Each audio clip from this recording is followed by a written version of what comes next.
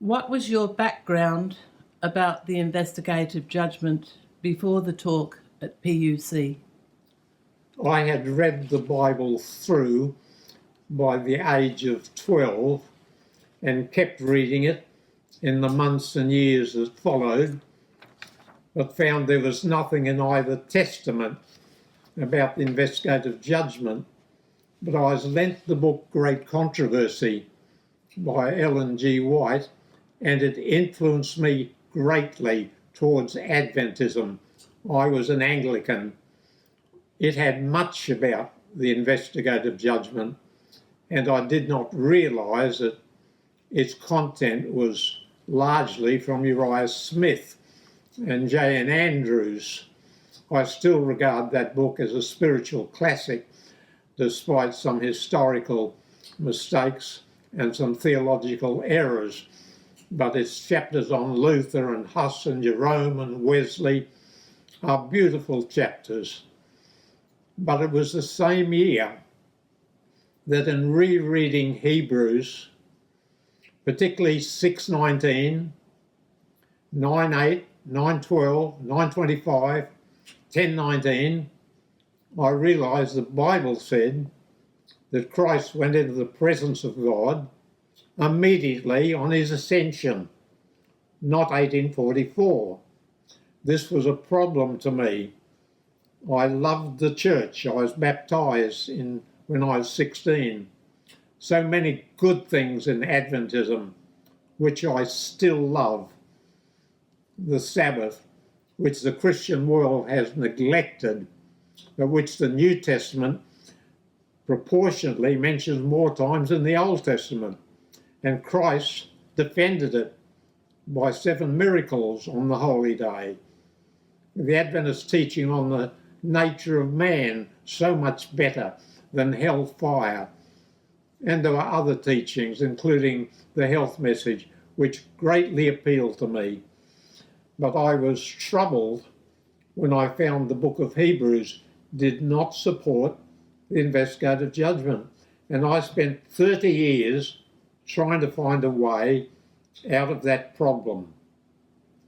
I mentioned it to a number of people who were intelligent, who knew the Bible well, but the only one who had an answer was Pastor David Sibley, who was in charge of Trans-Tasman Union Conference. He says, Des, it's wrong. But there are lots of good things in Adventism, so don't give up on it just because of that error. So, though I mentioned it to a number of folks, no one else had any other answer. And I was still a very loyal Adventist when I went to PUC about 1977. What did Pastor David Sibley say to you about his contact with the teachings of W. Fletcher? I travelled all night with Pastor David Sibley after he had baptised some folks that had accepted Adventism through my evangelistic meetings. And again, I pressed him on the matter of the investigative judgment. He said the church appointed me in the 1930s to answer the main man who was against it in the Australasian division, a saintly man, a man whom everybody loved, by the name of W. Fletcher. I said, well, how did you get on? And Pastor Sibley said, I found he was right. I said, what? You, a president, you agree with Fletcher? Yes, said Sibley, he was right. But remember, there are many good things in Adventism, and every denomination has some problems. That was it. Had you tried to talk to the top men in Adventism about the problem before you spoke at PUC? I remember when Jill and I were in England and we met Elder Duncan Eva, a wonderfully fine Christian man and a splendid administrator. I had met other good administrators like Robert Frame and L.C. Naden, the Hollingsworth brothers, and some fine men in USA who were administrators. But Duncan Eva was very special. And I talked to him about the problem in Hebrews. He rather represented the number of folk to whom I expressed my problem, but he had no answer. But I loved him. You knew many of the chief SDA scholars. What was their attitude to the investigative judgment? For example, Fritz Guy and Fred Veltman. Seventh-day Adventist scholars have known for almost a century the investigative judgment is not biblical. That's why it was not taught at Andrews, till I told Elder Wilson that no one there had heard about it for years. When Fritz Guy, teaching at Andrews, was asked about the investigative judgment, he said it is as true as the story of the man in the moon. In later years, I spoke to Fritz myself, and I said, isn't this doctrine actually ridiculous? He paused, and then he said slowly, yes, it is. Fred Veltman, for years, had known the investigative judgment was wrong. I think it was he who told this to Dale Ratzlaff long years before. And he approached Neil Wilson at the time of Glacier View, and he said, I'm with Des. I do not believe the investigative judgment. Elder Wilson said, that's okay, but don't go public. Well, I'm mixed with a number of other scholars. I can only think of one or two still trying to hold on to investigative judgment. The rest of them had thrown it out. And the same is true of scholarly men in the Australasian division, whom I knew very well indeed. Were you pleased that Glacier View took place?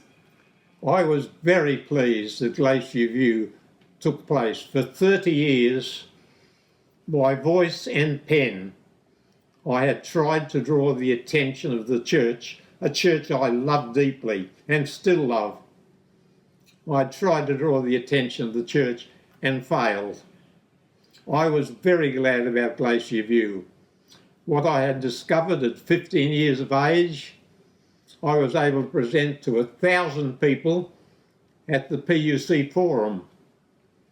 And then I was asked to write a document, and I wrote nearly 1,000 pages to try and cover all the traditional rebuttals, all of which I knew very well indeed. So I was pleased about Glacier View because my manuscript would now go all over the Adventist world.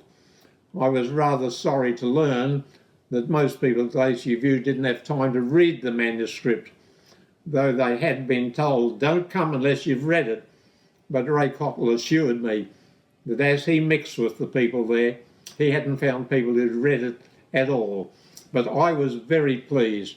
Glacier View cost me my vocation as a Bible teacher, which I loved.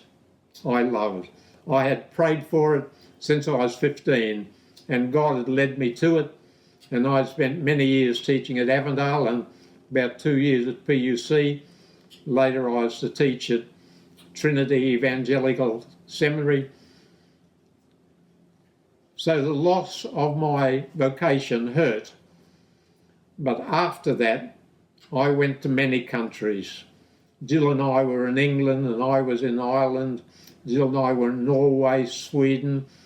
I preached the gospel in many countries, including Russia and the places I have mentioned. And the main cities of America I went to repeatedly. I did not preach on the investigative judgment. I've taken thousands of meetings since Glacier View, literally thousands, but I have not ever chosen to speak on investigative judgment unless specially urged by some group, which has happened 3 or 4 times. It happened at Loma Linda and it happened in Sydney, but as a rule I don't speak on it at all. Yes, I'm very glad about Glacier View The investigative judgment is now dead. A GC friend who made arrangements to see me when he came over this country, he said, we don't preach it over there anymore. There are a few extremely traditional people trying to hold on to it, but people that read, people that study the Bible have given it up. We thank God for that, because now those who are untrammelled by this non-biblical teaching can have Christian assurance. They can know they're right with God, that they've got the verdict of the last judgment today. Read 1 John, it says it over and over. We know we are the children of God. Adventists can now know, because the obstacle, the terrible obstacle of the investigative judgment, which was the fifth invention of the church to try and explain 1844, it's now dead. Talk about your interaction with Neil Wilson at the meetings and... Pastor Neil Wilson, Elder Wilson, was a very gifted, talented, intelligent man. He could be very kind, friendly, charming, but he was first of all an administrator. Coincidentally, yesterday I read a famous book written by Dr. Marcus Dodds on the parables. And I happened to read yesterday, he said there's a great danger for men in the position of the church that's high and lofty, that they can begin to run the church like a business. And Dodd spoke at length about it. And I have to confess that Neil Wilson faced that temptation. Whether he fully succumbed to it, only God knows. He was very gifted. I've heard him speak at considerable length and say nothing. That's very difficult to do. But he was a man that could make friends easily and lose them easily. At the time of the Davenport scandal, top men wept before Wilson. You know, all power corrupts, and absolute power corrupts absolutely. I'm not Wilson's judge. He spoke to me very strongly and very unkindly in front of the whole group of the Glacier View people. One well-known scholar went out of the hall weeping, and other scholars felt like that. His last years he suffered from dementia, but so do many saints. I commit him to God, and I'm pleased that he called for Glacier View. He could have said, Des, you go back to canvassing. I was a colporteur in the 1950s. I wouldn't have missed it for $1,000, and I wouldn't go through it again for $1 million. But he could have said, Des, we're throwing a blanket over this.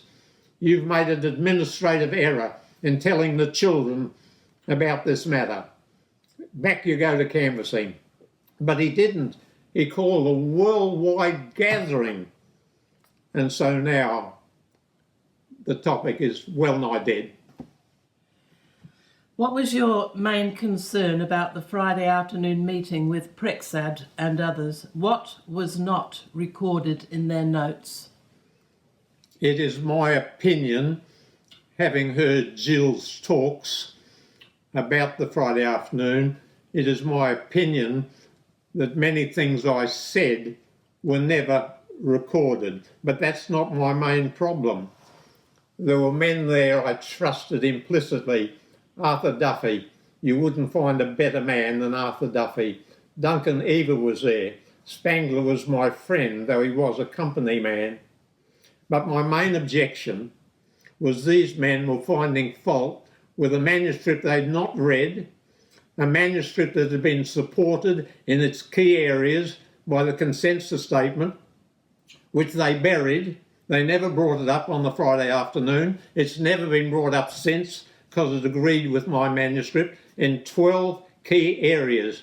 So my main concern on the Friday afternoon, here were men who probably had never given 30 minutes to the problems associated with Daniel 8:14, and they were judging me who'd given 30 years of minute and thorough attention to the problem, trying to find a way out for the church. And I did find a way out, and I mentioned it at the close of my PUC forum meeting.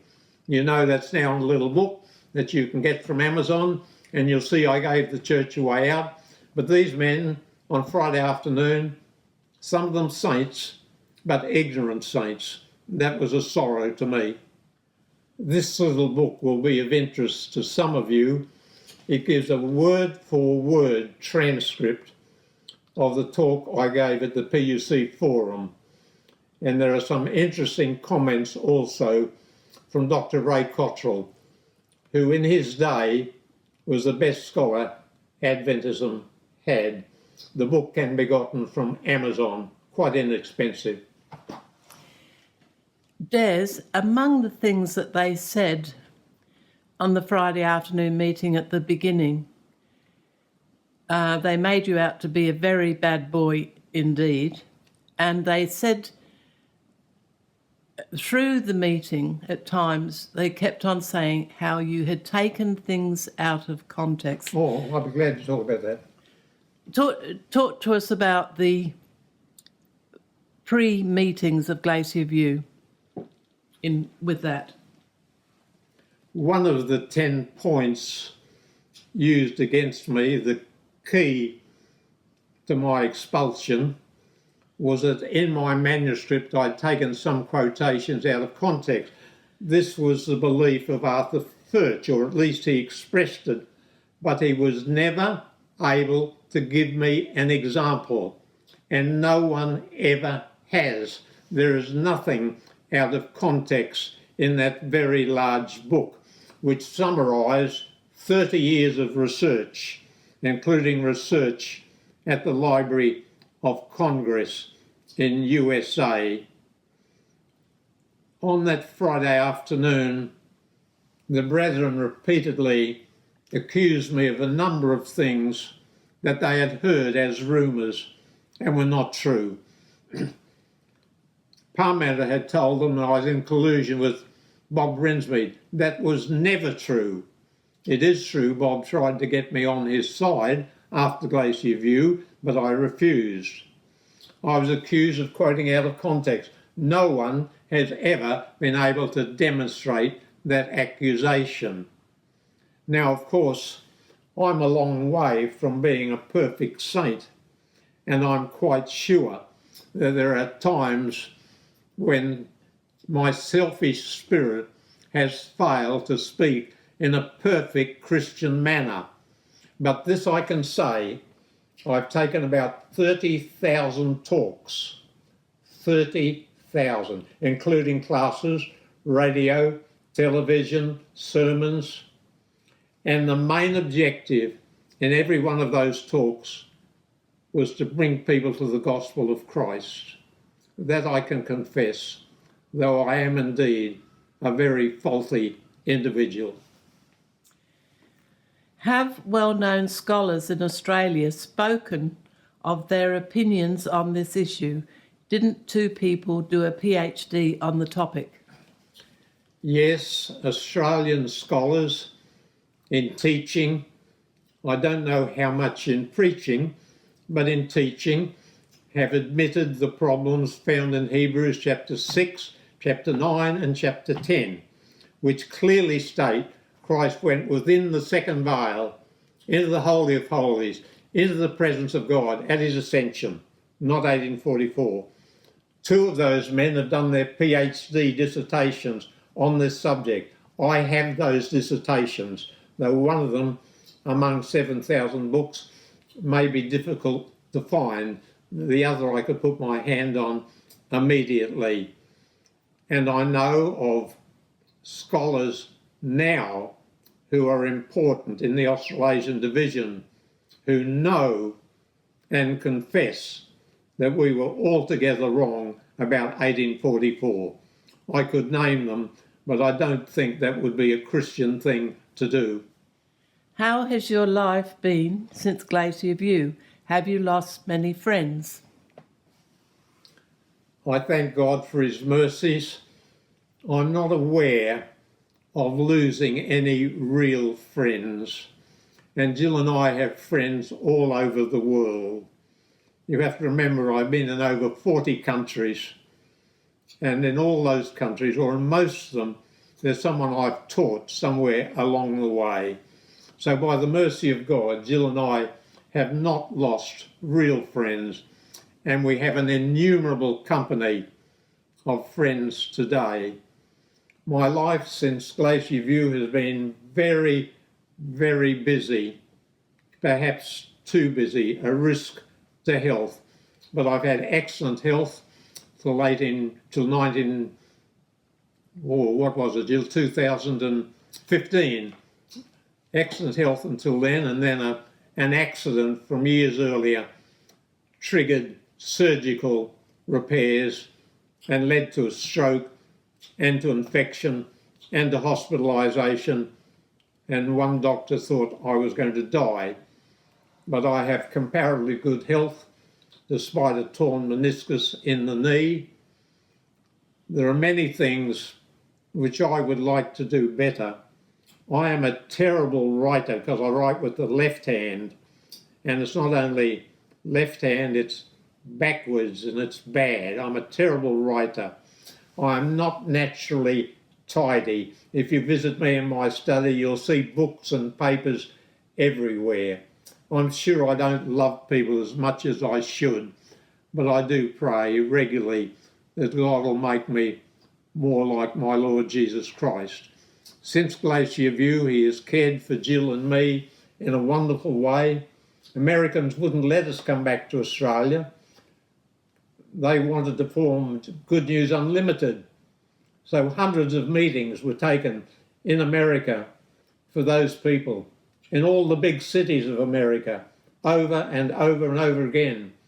And then I spoke on 26 radio stations.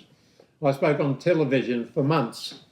From time to time, I went to Trinity Evangelical Seminary and taught there. God has been very good to us. It's been a very full life. Jill has been such a helper. She's done many things I could not do. She's naturally very practical, whereas I'm bigger in theory than in practice. So I've had a good wife, a good life, and a Christ who is always near. I have everything to thank God for. How did Neil Wilson and Robert Falkenberg treat you after Glacier View? I'm talking about the visits of the PUC clergy from time to time. We had visitors, Jill and I, from PUC pastors from time to time, because Neil Wilson had put pressure on them to get rid of us from the church, which they refused to do. Ultimately, when we were coming back to Australia, we thought it was the honest thing to do to remove our membership from PUC. We did it despite requests from PUC people, don't do it. But we didn't think it was honest to keep our names on the roll there when we were going to be in Australia. Neil Wilson and probably Falkenberg, I don't know all that Falkenberg did, except he did a number of things that rendered him a very guilty man indeed. But we do know that Neil Wilson was led by Keith Parmenter to organise a meeting that would remove my credentials after 1983. Duncan Eva and Spangler told Jill and me that Parmenter had been pushing Neil Wilson to get rid of my credentials one way or another, and Neil Wilson did it. He had lots of ability.